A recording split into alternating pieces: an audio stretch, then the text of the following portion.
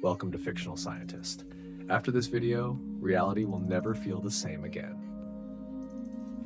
Right now, a thought is traveling through your brain at over 200 miles per hour. It started as a spark, a tiny electrical pulse, and in less time than it takes to blink, it became a memory, a decision, a feeling. Tonight, we're going to follow that journey, from the first spark to the moment you remember. And we're going to discover that you are not your thoughts. You are the space where they happen. Close your eyes if you'd like. Let your breathing slow. There's no hurry here, no deadline, just a story. A quiet story about the most intimate thing you'll ever experience. A thought. The thought you're having right now didn't appear out of nowhere. It didn't materialize from thin air. It began somewhere deep inside your brain, in a place you'll never see. A place smaller than a grain of sand. And it traveled through networks, through pathways, through billions of connections. And by the time you noticed it, by the time you became aware of it, it had already happened. This is the story of that journey, the journey of a single thought, from spark to silence, from neuron to memory, from darkness to awareness. And along the way, we're going to discover something strange, something most people never realize. You don't create your thoughts, they create themselves, and you simply witness them. Let's begin. Your brain weighs about 3 pounds. Soft, gray, wrinkled, it sits in darkness, complete darkness, inside your skull, protected, isolated, never exposed to light, never exposed to sound. It receives no direct contact with the outside world, and yet everything you experience happens here. Every color you see, every sound you hear, every emotion you feel, all of it is constructed inside this 3-pound mass of tissue. Your brain is made of cells, around 86 billion of them. We call them neurons, and they're unlike any other cell in your body. They don't divide. They don't regenerate much. Once they're formed, mostly before you're born, they last your entire life. Each neuron is a tiny living thing. It has a body, a nucleus, and long branching extensions reaching out in all directions. Some of these extensions are short, spiky, like the branches of a winter tree. We call them dendrites. They receive signals. Other extensions are long, smooth, like cables. We call them axons. They send signals. And these neurons don't exist in isolation. They're connected. Each one touches thousands of others, and those touch thousands more, creating a network so dense, so complex, that it contains more connections than there are stars in the Milky Way. This is where thoughts live, in the connections, in the spaces between neurons, in the quiet electricity that flows through this network. Right now, as you listen to these words, millions of neurons are firing, creating patterns, building pathways, forming the experience you're having. But let's narrow our focus.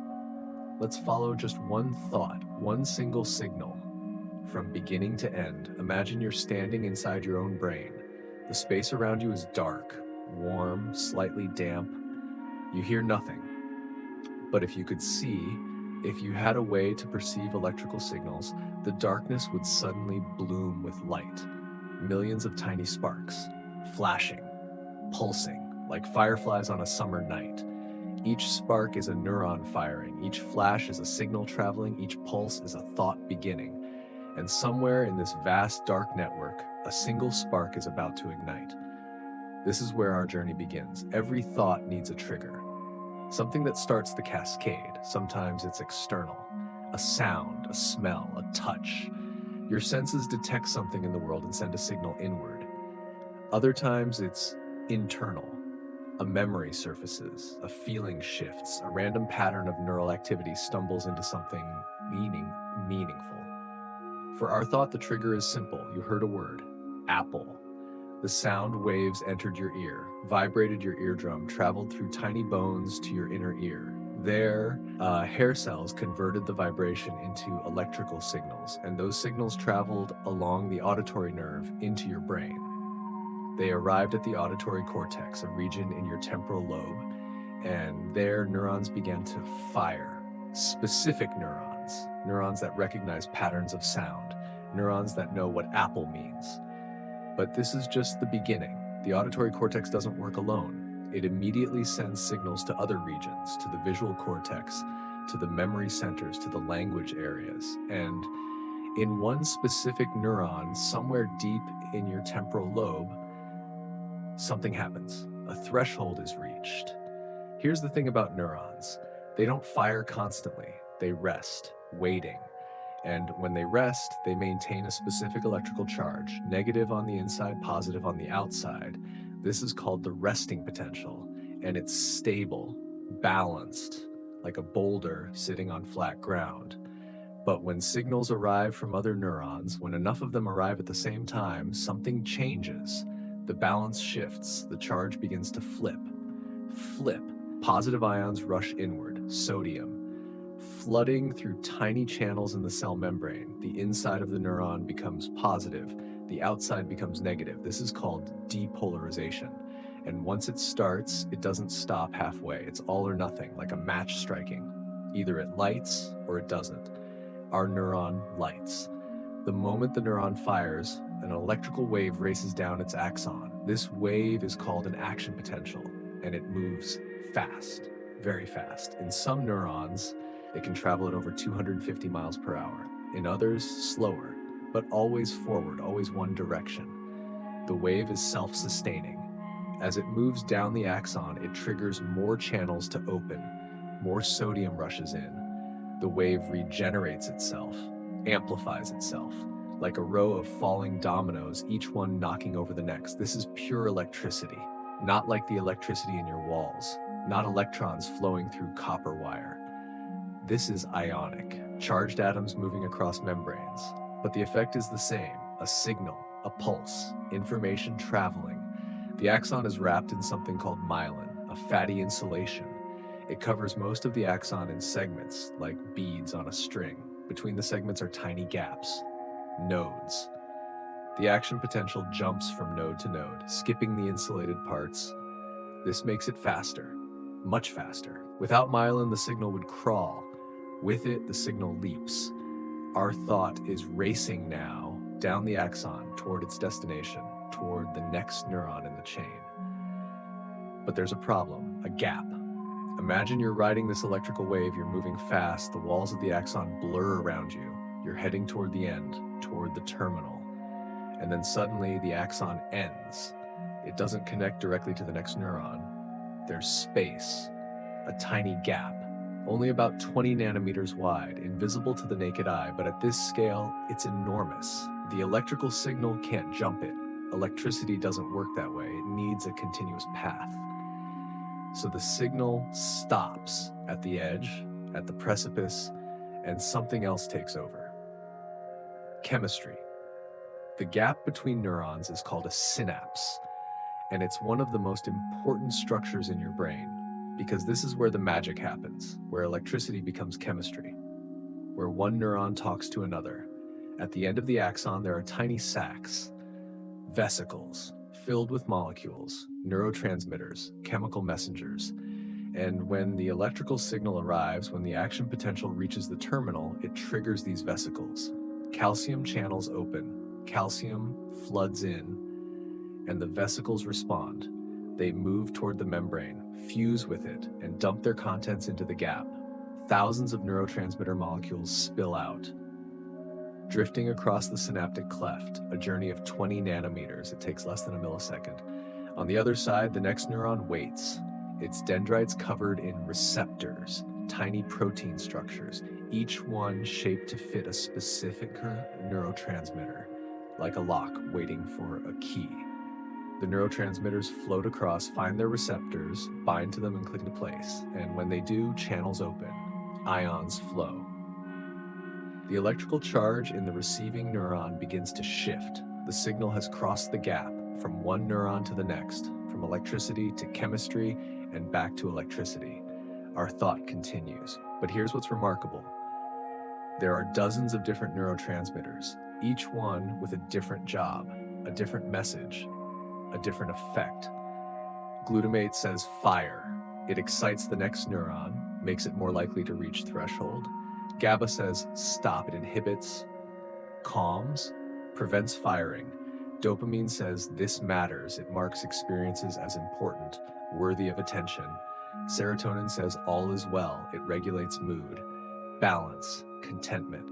And there are others: norepinephrine, acetylcholine, endorphins, each one a word in the brain's vocabulary, each one shaping the signal, shaping the thought. Our thought, triggered by the word apple, is using glutamate. Excitatory, forward moving, building momentum, and it's spreading. One neuron fires, then another, then 10, then 100, then thousands. The pattern expands, radiates outward like ripples on a pond.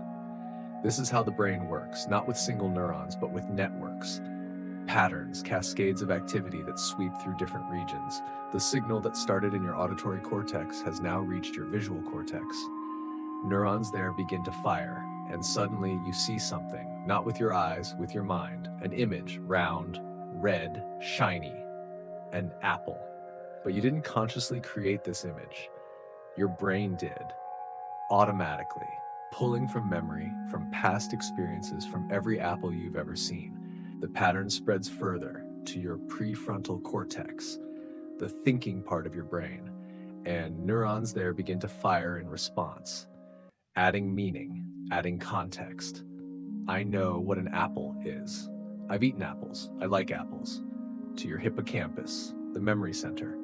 And neurons there search through stored patterns, trying to connect this apple to specific memories. There was an apple on the kitchen counter this morning. I ate an apple yesterday. To your amygdala, the emotion center, and neurons there add feeling. Apples are good, pleasant, safe. All of this happens in a second, a cascade of neural activity. Millions of neurons firing in coordinated patterns, building a thought. And you're not aware of any of it. Not yet. Picture this cascade as a web of light, starting from a single point, spreading outward, each connection lighting up, each neuron adding its piece to the pattern. The web grows denser, more complex, covering more of your brain, connecting auditory regions to visual regions to memory regions to emotional regions, and all of it silent, invisible, happening in the darkness of your skull, happening faster than you can perceive. This is your thought forming. This is the architecture of awareness being built, piece by piece, neuron by neuron. But we're still not done, because a thought isn't just a pattern, it's also a memory. And for that pattern to become permanent, for that thought to be stored, something else has to happen. When neurons fire together repeatedly, something changes. The connection between them becomes stronger, more efficient. This is called synaptic plasticity, and it's the foundation of learning, of memory, of everything you know. Here's how it works. When a signal crosses a synapse, when neurotransmitters bind to receptors, a cascade of events begins inside the receiving neuron.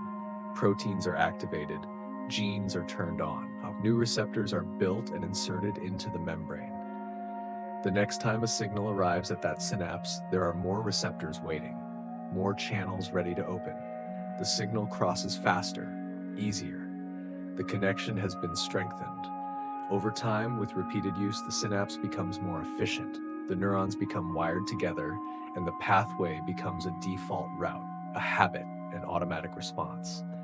This is how memories form, not all at once, but gradually, through repetition, through use. Our thought about the apple is just beginning this process. The pattern of neurons that fired together is now slightly more likely to fire together again. The connection has been made, weakly, tentatively. But if you think about apples again and again and again, that connection will strengthen. The pattern will become permanent. The thought will become a memory. And that's when something else happens, something that changes everything. You become aware of it. Here's the deepest mystery in neuroscience. No one knows how awareness happens. No one knows how electrical patterns in neurons become the feeling of experiencing something. Scientists call this the hard problem of consciousness. How does matter become mind? How does electricity become thought? How do you go from neurons firing to the sensation of, I am thinking about an apple? We don't know. We can map the patterns.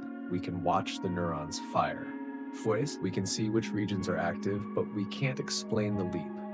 From physical process to subjective experience, all we know is that it happens somewhere, somehow, in the integration of all these patterns. And for our thought, that moment is approaching. The pattern of neural activity has spread across your brain. Auditory cortex, visual cortex, memory centers, emotional centers, all firing together, all contributing to the pattern, and then something shifts. The pattern reaches a critical threshold. Enough neurons are firing, enough regions are connected, and suddenly, without warning, you notice. You become aware that you're thinking about an apple. This is the moment of consciousness. The moment when the pattern becomes experience, when neural activity becomes you. But here's the strange part. By the time you notice the thought, it's already happened. The neurons fired milliseconds ago. The cascade already spread. The pattern already formed. Your awareness lags behind, always, by about half a second. This means that when you think you're making a decision, your brain has already decided. When you think you're having a thought, the thought has already formed. You're not creating the experience, you're witnessing it after the fact. This isn't philosophy. This is neuroscience. Experiments have shown it again and again. Brain activity predicts decisions before people are consciously aware of making them. You are not the author of your thoughts, you are their observer. Let that settle for a moment. The thought you're having right now, the awareness you're experiencing, happened before you knew it. Your brain fired, the pattern formed, and then a fraction of a second later you noticed you didn't decide to think about an apple. The thought appeared, and you witnessed it. This is true for every thought, every decision, every intention. It all happens first in the unconscious machinery of your brain. And then, if the pattern is strong enough, it rises into awareness. You are not a thinker, you are a witness. And there's something strangely peaceful about that. But awareness isn't passive. Once a thought enters consciousness, once you notice it, your brain does something with it. It evaluates, interprets, decides what to do next. This happens in your prefrontal cortex, the front part of your brain, just behind your forehead. This is the newest part of the brain, evolutionarily, the most human part, the part that makes you you. Neurons here are connected to every other region. They receive input from everywhere. Sensory information, memories, emotions, and they integrate it all, synthesize it, make sense of it. When the thought apple reaches your prefrontal cortex, neurons here start asking questions. Why am I thinking about an apple? Do I need to do something with this information? Is it important? Other neurons answer, I'm hungry. Maybe that's why I thought of an apple. Or I saw an apple earlier. This is just a memory resurfacing. This internal dialogue happens through patterns of neural firing. One group of neurons activating, then another, back and forth, building a narrative, creating meaning, and then a decision is made. This thought isn't important, I can let it go. Or, this thought is important, I should hold on to it, remember it. If the decision is to let it go, the pattern begins to fade. Neurons stop firing, the cascade dies down, the thought dissolves back into the background noise of the brain. But if the decision is to remember, something else happens. The pattern gets routed to the hippocampus, the memory-making center. And there it begins the process of becoming permanent. Memory isn't stored in one place. It's not like a file on a hard drive. It's distributed, spread across the same regions that created the original experience. The hippocampus doesn't store memories.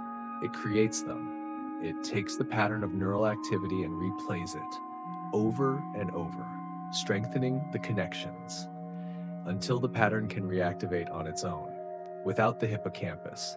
This process is called consolidation, and it takes time, hours, days, sometimes weeks, which is why you can forget things that happened recently. The pattern hasn't been consolidated yet. It's still fragile, but once consolidated, once the connections are strong enough, the memory becomes part of you, permanent, retrievable. And our thought about the apple is beginning this journey from temporary activation to lasting memory. Here's something remarkable. Memory consolidation happens most during sleep, particularly during deep sleep, when you're unconscious, when the world disappears. During sleep, your hippocampus replays the day's patterns, fires them again, strengthens them, integrates them with existing memories, prunes away the unimportant ones, keeps the meaningful ones. This is why sleep matters, not just for rest, but for memory, for learning, for making sense of experience. If you don't sleep, memories don't consolidate, experiences fade, learning doesn't stick. So tonight, as you drift towards sleep, know that your brain is working quietly in the background, taking all the thoughts you had today, all the patterns that formed, and deciding which ones to keep. The thought about the apple might survive, or it might fade, depending on how important it was, how many times you thought it, how much emotion was attached. But either way, the process is happening. Neurons are firing, synapses are strengthening, patterns are being written into the architecture of your brain, and you don't have to do anything. You just have to sleep and let the brain do what it does best. Quietly, automatically, perfectly. Take a deep breath, let it out slowly. Feel your body sinking into whatever surface supports you. There's nothing you need to do, nothing you need to figure out. Your brain will handle it. The consolidation, the memory making, the pruning and strengthening, it's been doing this every night of your life. It knows how. All you have to do is let go. Drift. Allow the patterns to fade from awareness. Allow sleep to come. The thoughts you had today will be processed, sorted, stored, or discarded. And tomorrow, you'll wake up with a slightly different brain, slightly changed, slightly more integrated. This is how you grow, how you learn, how you become who you are, one thought at a time, one night at a time. Even as you sleep, even as consciousness fades, your brain doesn't stop. Neurons continue firing, patterns continue forming, just differently, more slowly, more chaotically. During waking hours, your brain is focused, directed, responding to the world, building coherent thoughts, making decisions. But during sleep, especially during REM sleep, when you dream, the constraints lift. Neurons fire more randomly. Connections form that wouldn't normally form. Ideas combine in strange ways. This is where creativity comes from, where insights arise, where problems get solved. Not through conscious effort, but through the unconscious shuffling and reshuffling of patterns. Dreams are just your brain talking to itself, trying out different combinations, exploring possibilities. Most of it is nonsense, but occasionally something clicks. A connection that makes sense, an idea that works. And when you wake up, that idea surfaces, and you think, I just thought of something. But you didn't. Your brain did, while you slept, while you weren't paying attention. This is the power of the unconscious, the vast, invisible machinery beneath awareness. Working constantly, tirelessly, creating the thoughts you'll have tomorrow. Here's a humbling thought. Most of your brain's activity never reaches consciousness. Most of the patterns, most of the firing, most of the processing, it all happens in the dark, below the surface. Consciousness is just a tiny sliver, a spotlight illuminating a small portion of a vast landscape.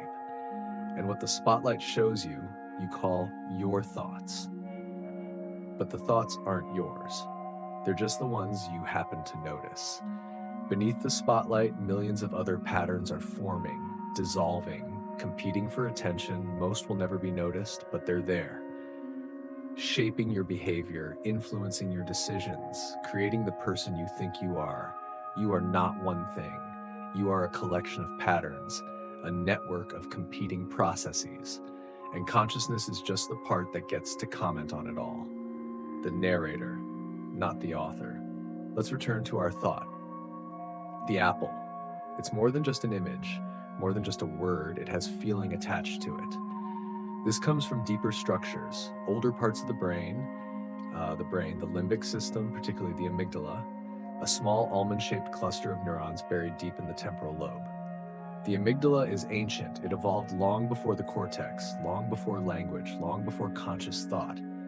It's designed for one thing: survival. It tags experiences as good or bad, safe or dangerous, approach or avoid. When the thought apple formed, signals were sent to the amygdala, and neurons there fired a response. Apple, good, positive, safe. This emotional tag is subtle. You probably don't even notice it consciously, but it's there, coloring the thought, shaping how you feel about it. If the amygdala had tagged it differently, if it had said apple, bad, your response would be completely different.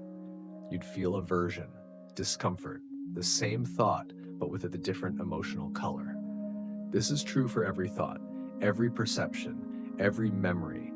They all carry emotional weight assigned by these ancient structures, structures that operate faster than consciousness, faster than reason. By the time you're aware of a thought, the emotion is already attached, already influencing how you interpret it, already shaping what you do next.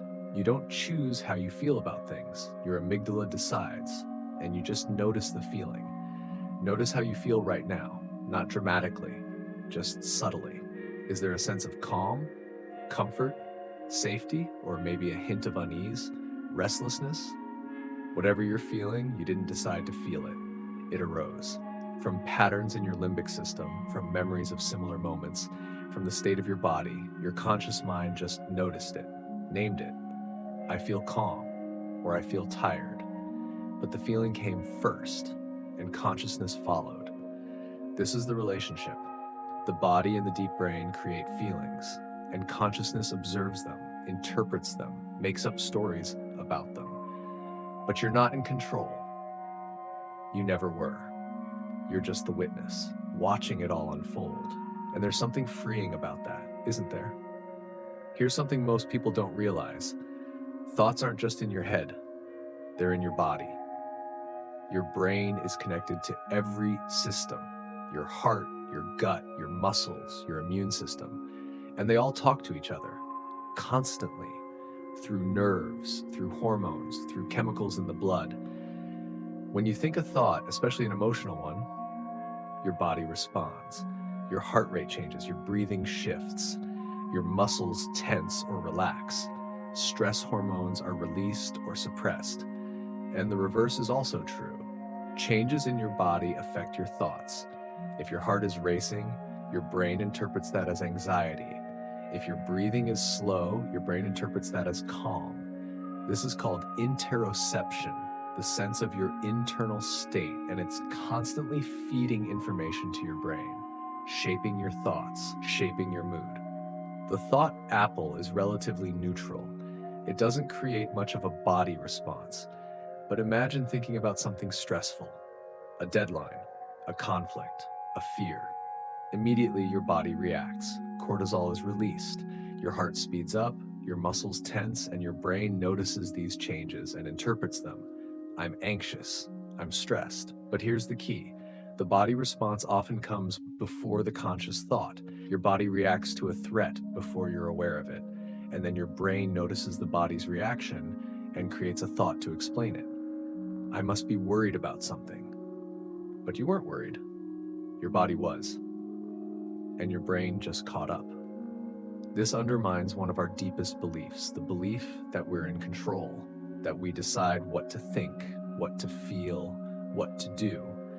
But the evidence suggests otherwise. Thoughts arise from unconscious processes. Feelings arise from the body. Decisions are made before awareness. So what are you if you're not the author of your thoughts? If you're not in control, what are you? You're the space where it all happens, the awareness that witnesses it, the consciousness that observes the patterns unfolding. And maybe that's enough. Maybe that's all you ever were, the witness.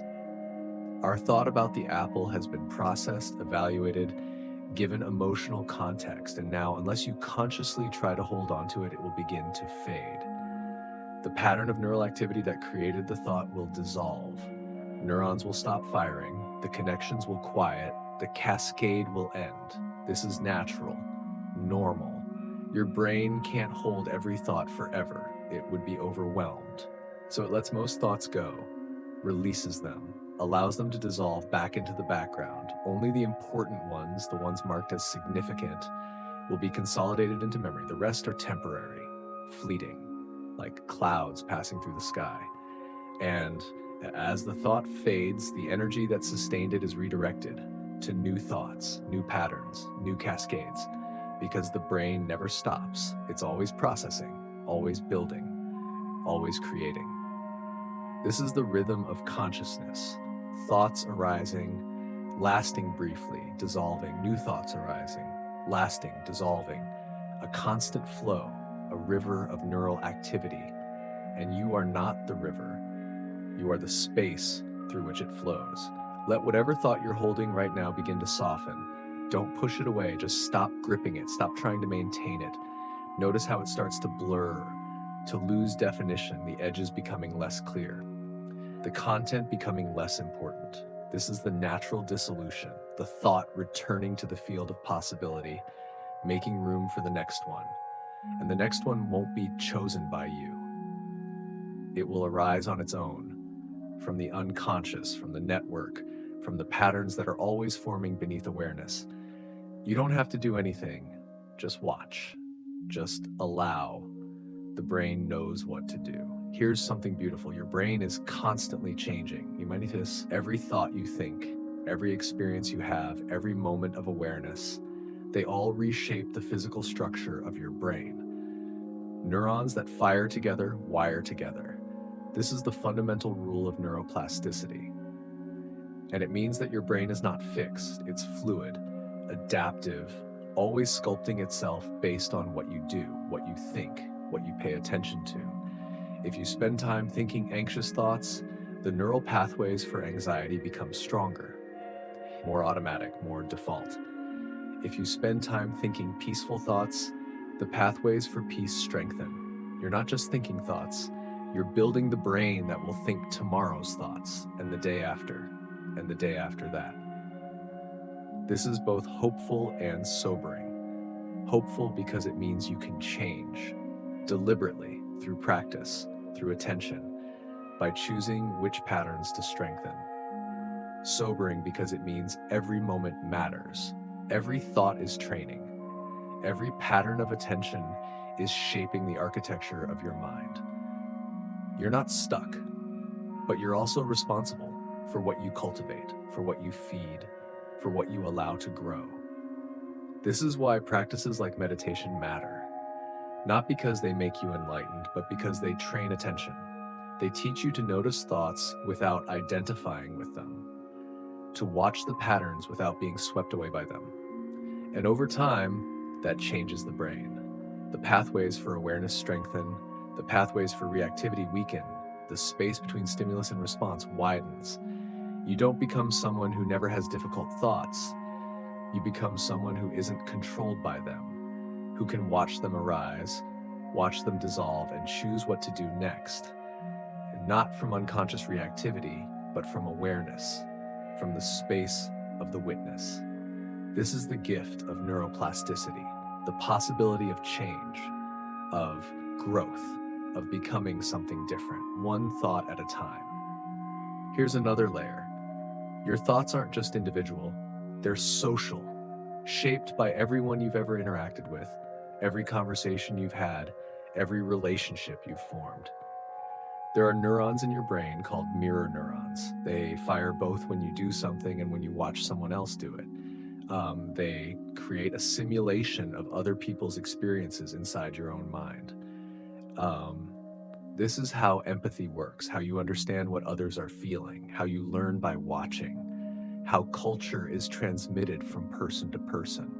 But it also means that you're constantly absorbing patterns from others, their ways of thinking, their emotional responses, their beliefs and biases, not consciously, not deliberately, but through the automatic firing of mirror neurons. You are not an isolated individual. You are a node in a social network, and your thoughts are partly yours and partly everyone else's.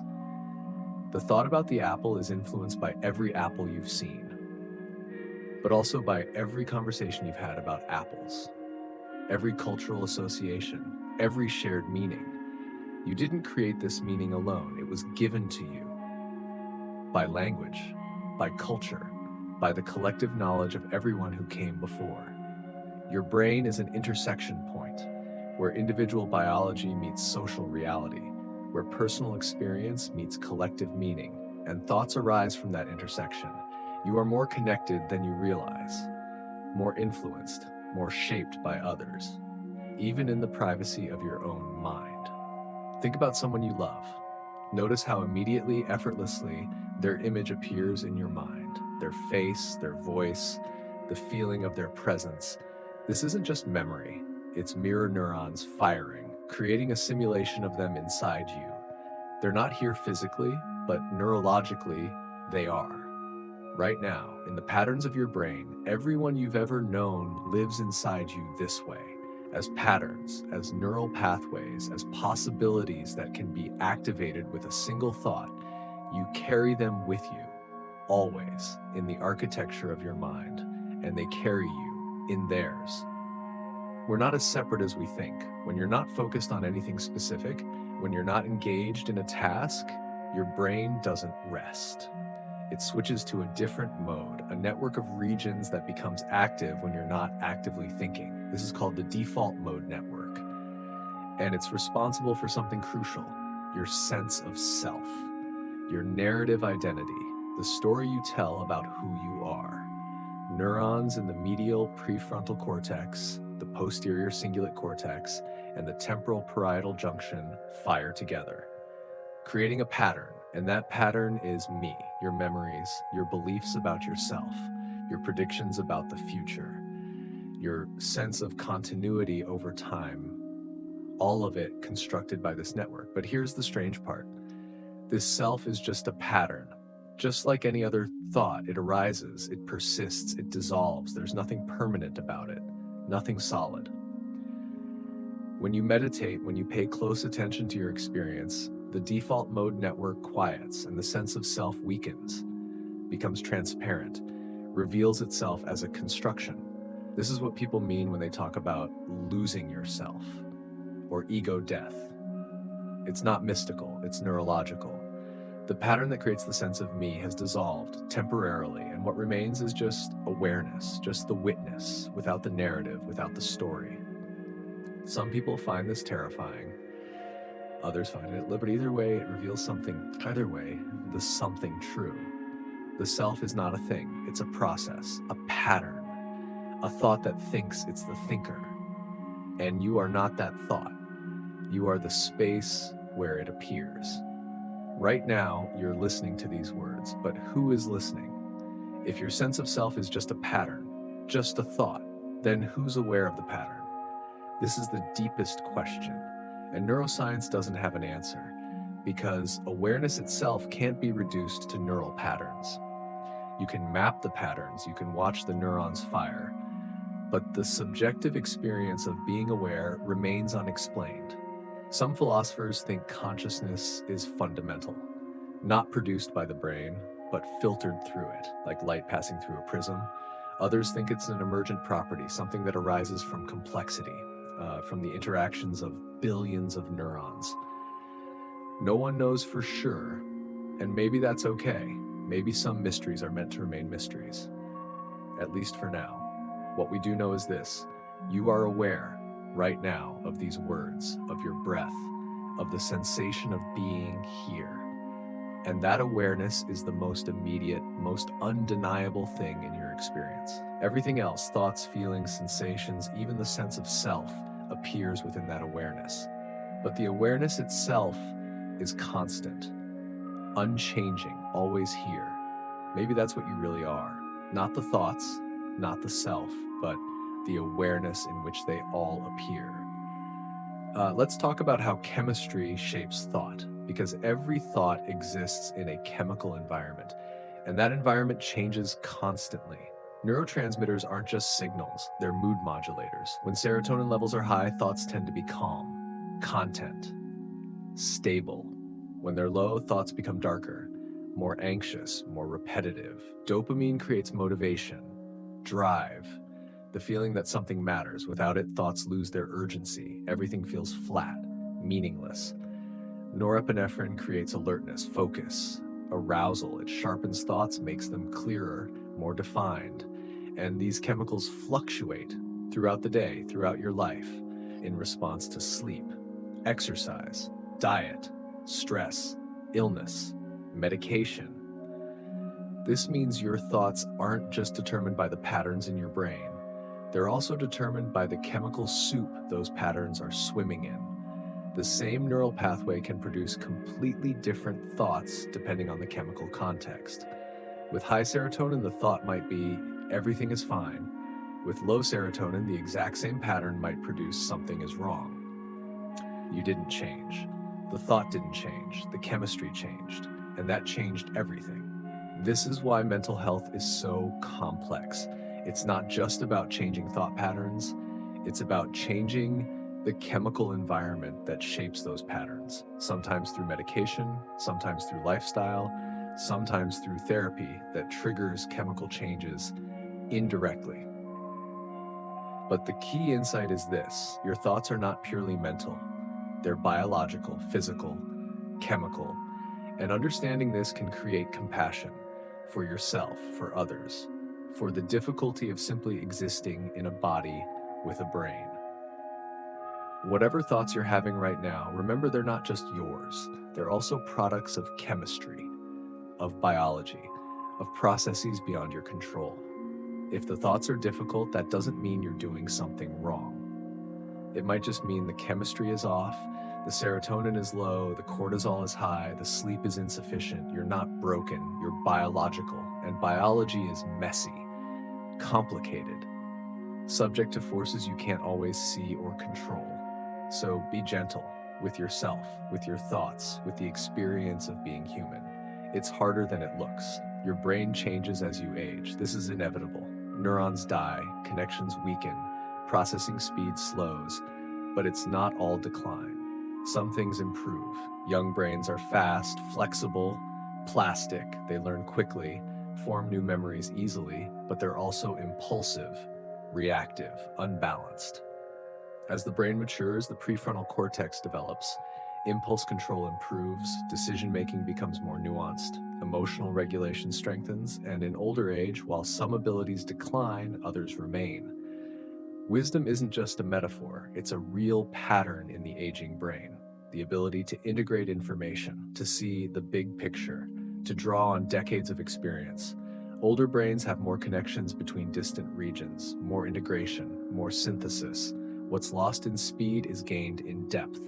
And thoughts change too. Young thoughts are sharp, quick, focused on novelty. Older thoughts are slower, more reflective, more accepting. This isn't better or worse, it's different.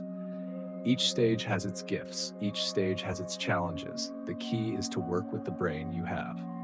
Not the brain you wish you had, not the brain you used to have, but the one that's here, now, with all its strengths and limitations, and to know that change is constant. The brain you have today is not the brain you'll have tomorrow, or next year, or in a decade. It's always becoming, always adapting, always responding to the life you're living. You're not a fixed thing, you're a process, always in motion, always changing, and that's beautiful. Here's something counterintuitive.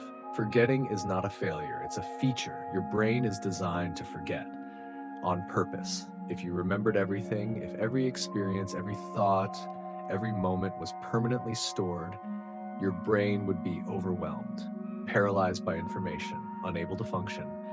Forgetting allows the important to stand out. It clears space, creates room for new experiences, new thoughts, new patterns, and it protects you from trauma, from regret, from the weight of every mistake you've ever made. Your brain knows what to keep and what to let go. It's been doing this your entire life, quietly, automatically, without you needing to decide. So if you forget things, it's not a sign of decline, it's not a failure. It's the brain doing exactly what it's supposed to do.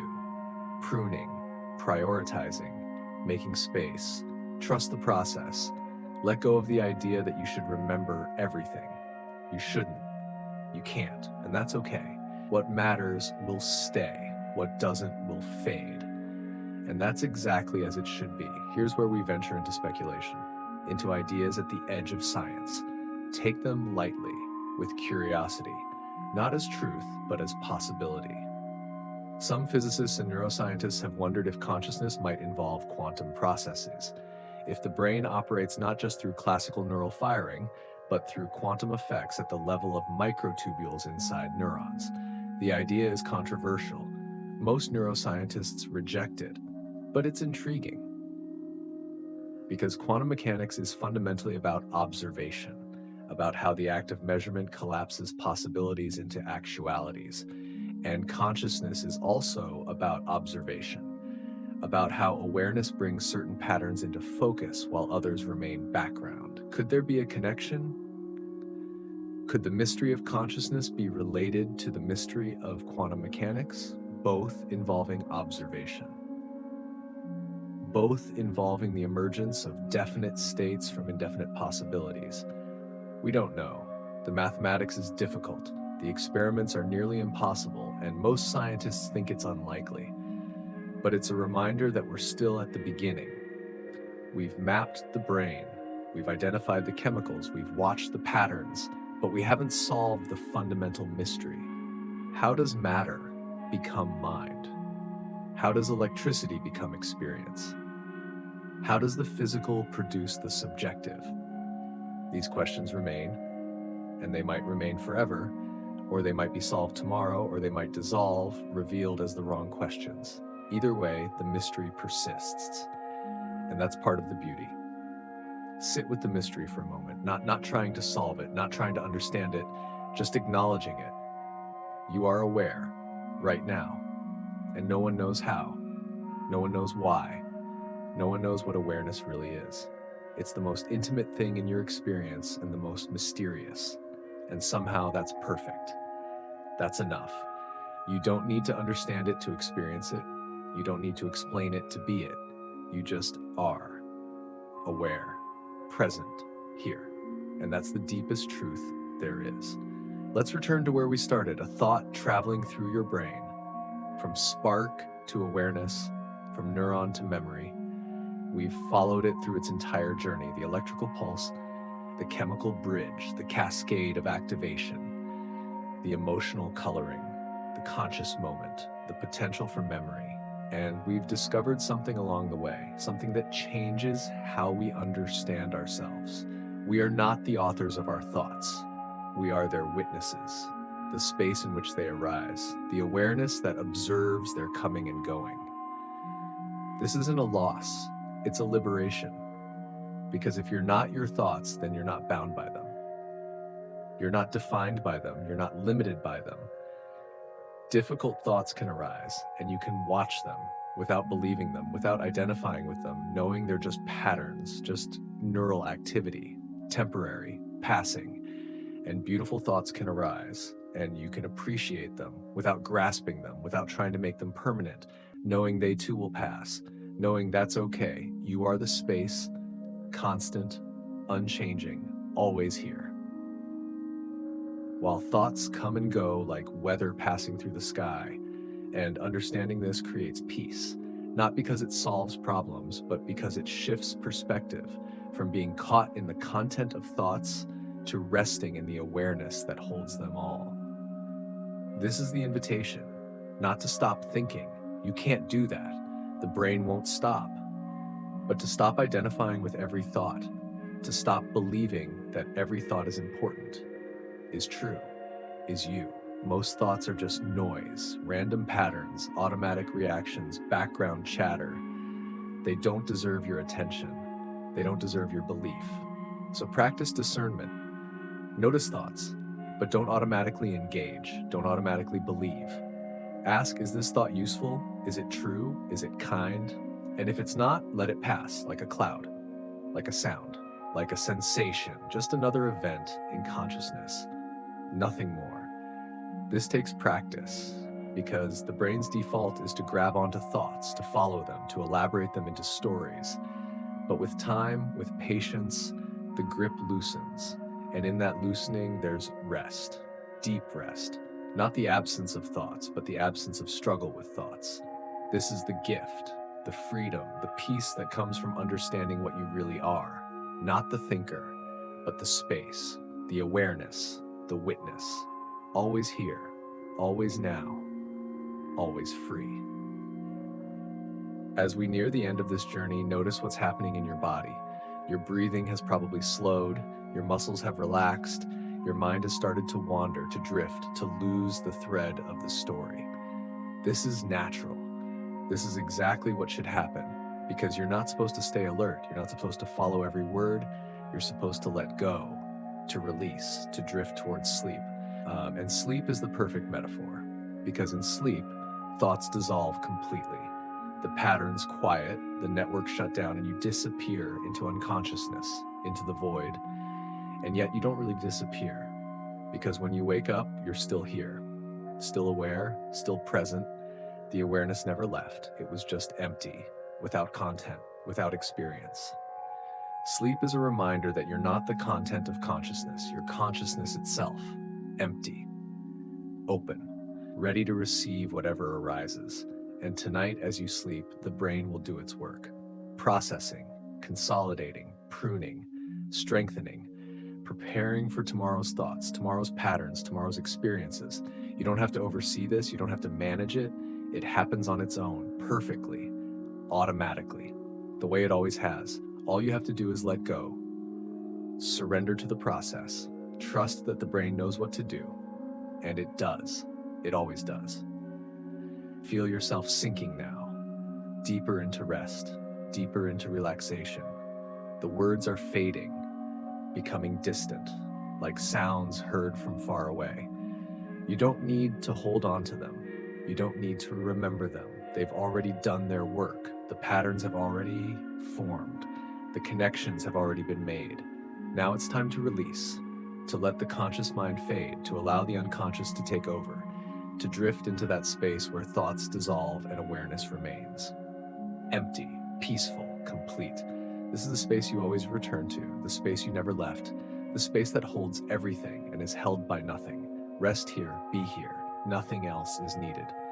One final thought before sleep, a gentle truth to carry into the night. Every morning you wake up and thoughts begin again. Patterns reform. The brain reactivates and consciousness returns with its stories, its feelings, its endless commentary. And this is okay. This is not a problem to solve. This is just how it is. The brain thinks. That's what brains do. The mind creates stories. That's what minds do. You don't have to fix this. You don't have to transcend it. You just have to see it, understand it, to know that you're not caught in it, even when it feels like you are. Because beneath the thoughts, beneath the patterns, beneath the entire structure of mind, there's something that doesn't change. That was here before your first thought. That will be here after your last. Some call it awareness, some call it consciousness, some call it being. The name doesn't matter. What matters is that it's here, right now. Reading these words, experiencing this moment, and it's untouched by everything that passes through it. Thoughts come and go, feelings come and go, experiences come and go, but the awareness remains. Constant, stable, eternal. And that's what you are. Not the passing phenomena, but the unchanging space, the eternal return, the ground of being. Rest in that. Tonight, tomorrow, always. You are home. Right now, a thought is traveling through your brain. It started as a spark, a tiny electrical pulse. And in less time than it takes to blink, it became this moment, this awareness, this experience of being here. We've followed that journey from neuron to consciousness, from electricity to awareness, from spark to silence. And we've discovered that you are not the journey. You are the space through which it travels, the awareness that witnesses it all. The thought about the apple has long since taken its place, and those will dissolve too, and new ones will arise. This is the endless cycle, thoughts arising, lasting briefly, dissolving, making room for the next.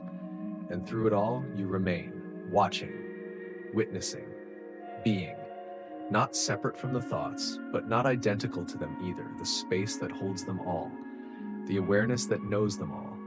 This is what you've always been, what you'll always be. beyond birth, beyond death, beyond time, the eternal witness, the unchanging space, the awareness that is reading these words right now. Rest in that, sleep in that, be that, because that's what you are, that's what you've always been, that's what you'll always be. The space where thoughts happen, the awareness that holds it all. Nothing more is needed, nothing more exists, just this, just now, just awareness. Perfect, complete, whole. Good night, sleep well. The thoughts will return tomorrow, and you'll be there, watching, witnessing, being, as you always have, as you always will, forever.